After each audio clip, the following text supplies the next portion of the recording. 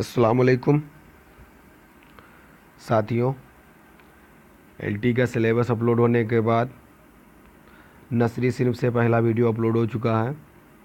ये एलटी का दूसरा वीडियो है जो दूसरी दास्तान फसाने अजायब रजब अली बेग सुरूर की है।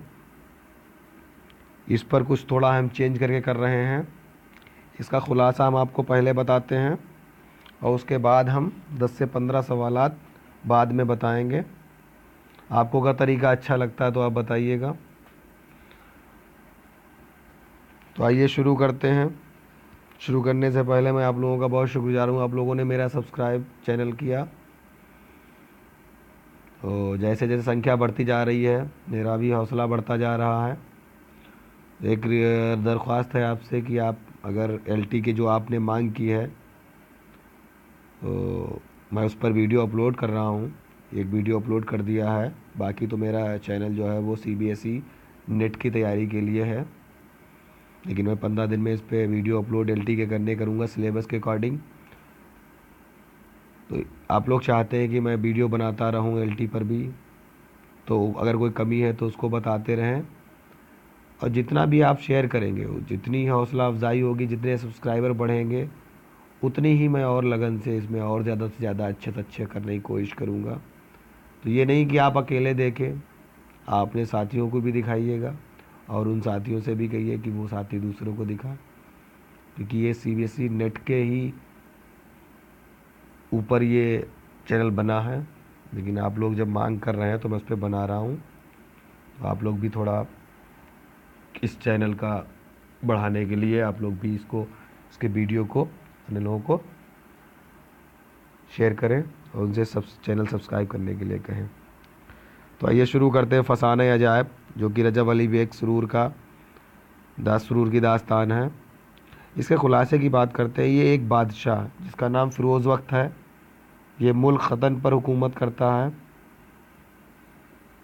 जब ये हुकूमत कर रहा होता तो इसके इसके अहद में तमाम मखलूक बहुत ही खुशहाल रहती है, क्योंकि ख़जाना बहुत रहता है और हर ज़रूरत की चीज़ें जो है वो लोगों को मैसर कराता है। तो एक तरीके से ये बादशाह का जो अहद है, जो सल्तनत है और जो सल्तनत में कौम है तो और जो मखलूक है, उन सब के लिए ही बहुत अच्छा ये बादशाह है। लेकिन बादशाह को क्या होता है, कोई औलाद नहीं होती है, तो औलाद के गम में परेशान रहता है। सब कुछ होने के बावजूद भी औलाद नहीं, तो उसके औलाद के दर्द गम में ये जो है 60 साल की उम्र काट चुका होता है। तो ये उसको छोड़ने की कोशिश करता है। तो 60 वर्ष में इसको क्या है, एक लड़के की जो है दुआएं होती हैं, फिर मुझसे दुआएं करते हैं कि नहीं हम लोग दुआएं करेंगे, जो भी हैं उनसे दुआएं करवाते हैं। तो 60 साल की उम्र में इनको एक बेटे की पैदाइश होती है, जिसका ये नाम जान आलम रखते हैं। ध्यान रखिएगा, बादशाह का नाम फ़िरोज़ वक्त है और उनका बेटा जो होता है उसका नाम जान आलम रखा जाता है। अच्छा, नजूमी बताते हैं कि शहजादा जान आलम 15 वर्ष की उम्र में घर से बाहर बेघर हो जाएगा। तो बादशाह बहुत परेशान होता है, तो बहुत ही ख्याल रखता है। लेकिन 14 साल की उम्र में जान आलम की शादी जो है मातला से कर दी जाती है, क्योंकि अगर कोई परेशानियाँ होंगी तो हो सकता शादी से दूर हो जाए। तो एक दिन जान आलम बाज़ार से 1 लाख रुपए में एक तोता खरीद लाता है, जो बातचीत भी करता है। एक रोज़ तोता शहजादी अंजुमन आरा, जो दूसरी शहजादी अंजुमन आरा का जान आलम से जिक्र करने लगता है। अंजुमन आरा का जिक्र सुनते ही जान आलम का दिल पुरजे पुरजे और दिमाग अक्ल से खाली हो जाता है। मतलब वो उसकी तारीफ़ करता है। मातलाद उसकी बीबी है, लेकिन वो तारीफ़ किसकी कर रहा है, अंजुमन आरा की। तो वो उसके ऊपर उसकी जब तारीफ़ करता है तो वो उस पर इश्क उसका भूत सवार हो जाता है। सादगी भरी लहजे में कहेंगे, इसका भूत सवार हो जाता है। तोते की मदद चाहते हुए हैं मदद चाहता है। तोते को पछतावा भी होता है कि क्यों उसके सामने अंजुमन आरा का जिक्र किया। तो तोता शहजादे कहता, मैंने हर चंद चाहा, आप रंज सफ़र मसायब शहर बशर एजाए गुर्बत से वाज नहीं, कि सफ़र और शुक्र की सूरत एक है। तो अंजामकार तोते के रहबरी में शहजादा वज़ीर के साथ मुल्क ज़रनगार के लिए रवाना हो जाता है, क्योंकि वो जो अंजुमन आ रहा है उसका किस्सा सुनता है, उनकी खूबसूरती सुनता है, तो है अपने साथ वज़ीर को लेकर मुल्क ज़रनगार के लिए रवाना हो जाता है, जहाँ शहजादी अंजुमन आरा रहती है। रास्ते में तोता क्या होता है, उड़ जाता है। वज़ीर ज़्यादा भी बिछड़ जाता है। शहजादा जान आलम अकेला तन्हा बिल्कुल एक जादूगर तिलस्म में गिरफ्तार हो जाता है। फिर उसे बड़ी मुश्किल से नक्श सुलेमानी से रिहाई मिलती है। फिर वहाँ से वो वादी फरहानाक में पहुँचता है, जहाँ उसकी मुलाकात महर निगार से होती है।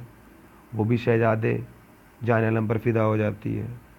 शहजादा वापसी का वादा करके महर निगार से रुखसत कर लेता है और अंजुमन आरा के बारे में जानकारी लेते हुए शहर जरनगार पहुंचता है। अंजुमन आरा को एक जादूगर की कैद से छुड़ाता है, मतलब अंजुमन आरा भी कैद में होती है, उसको छुड़ाता है और उसके दिल की बातें सुनता है। अंजुमन आरा का बाप जान आलम से खुश होकर क्या करता है, दोनों की शादी मंजूर कर लेता है। फिर क्या होता है, दोनों की शादी हो जाती है। किसकी? एक तो उसकी पहली बीवी माएतलात और दूसरी कौन बनती है, अंजुमन आरा।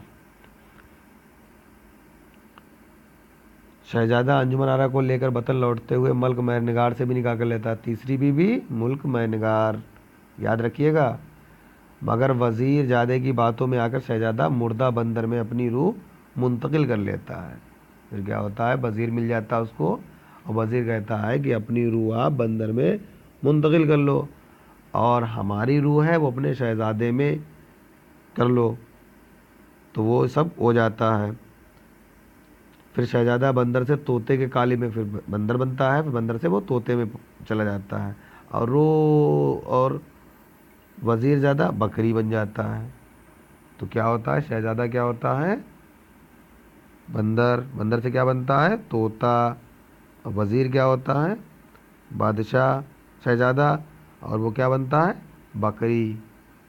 आखिर में वज़ीरज़ादे को जब ये बादशाह को मालूम होती है, किसको, बादशाह फिरोज़ वक्त को जानकारी मिलती है, तो वो वज़ीर को सज़ा देता है। तो किरदार आपको मालूम हो गए कौन कौन से हैं। फिरोज़ वक्त हैं, फिरोज़ वक्त के बेटा शहज़ादा जान आलम की पहली शादी माएतलात से, दूसरी शादी अंजुमन आरा से और तीसरी शादी महर निगार से होती है। सज़ा किसको मिलती है, वज़ीरज़ादे को। अब आइए इसके जो है तारीख़ पर बात करते हैं, कब लिखी गई, किसने लिखी, क्या क्या खुसूसियात हैं। तो अब शुरू करते हैं, ये सवाल जवाबात का हिस्सा है।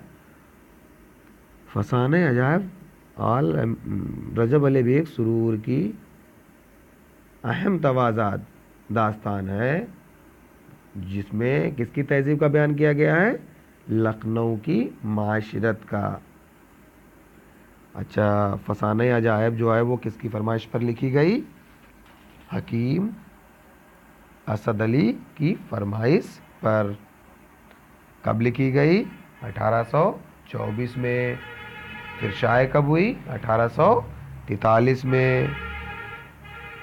अच्छा, जब इन्होंने इसकी तसनीफ़ की थी, लिख रहे थे, तर्जुमा कर रहे थे, तो उसको इन्होंने कौन कौन सी किताबें रखी थी, गुलशन नौबहार रखी थी, दास्तान अमीर हमज़ा रखी थी और सहरुल बयान को भी इन्होंने सामने रखा था।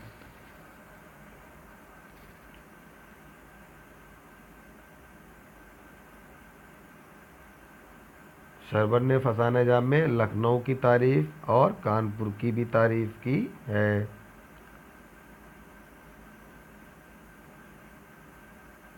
शरबत ने फसाने जाम को किस बादशाह के दरबार में पेश किया था, बादशाह नसीरुद्दीन हैदर के दरबार में।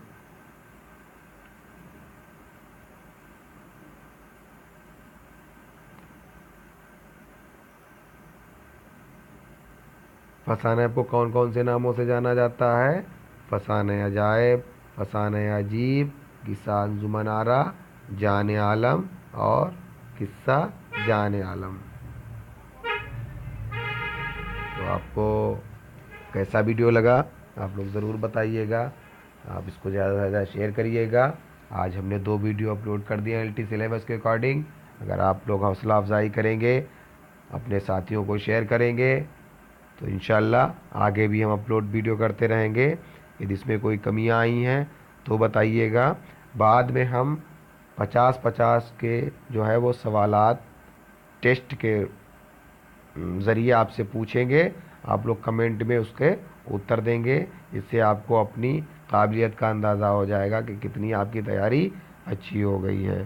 तो एक फिर दरख्वास्त करता हूँ कि मेरे वीडियो को ज़्यादा से ज़्यादा लोगों में शेयर करें और हमारे चैनल को सब्सक्राइब करने के लिए कहें। शुक्रिया। अल्लाह हाफिज़।